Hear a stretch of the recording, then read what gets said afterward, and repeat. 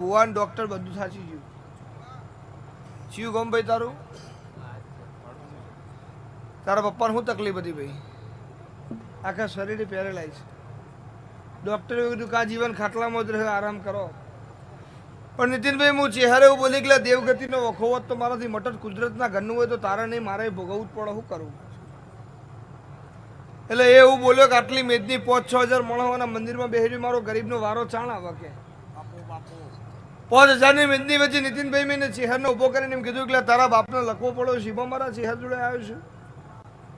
અને મારા ભુવા ધોળીને એવું બોલ્યા હતા કે કુદરતના ઘરનું સીમાં કોઈ આગુ પાછું થાય નહીં, પણ એને વિશ્વાસ ના તોડીને મારા રવિવાર ભર્યા. અને એક દાડો ચપચીને એવું બોલી જ તારા બાપને હેડાડીને બરોબર હાર ના પહેરાવું, મારું નામ માતા નહીં. 8 દાડા થઈ અને તારો બાપ હેડીને આવવાનું મારા ચહેરના દરબારમાં નવે એવું ના બનાવું, મારું નામ માતા નહીં. જો લખવા પડી ગયા છે હેડાડતા આવડતું છે, તમે હેડશો તો ધોળાવું ના, મારું નામ માતા.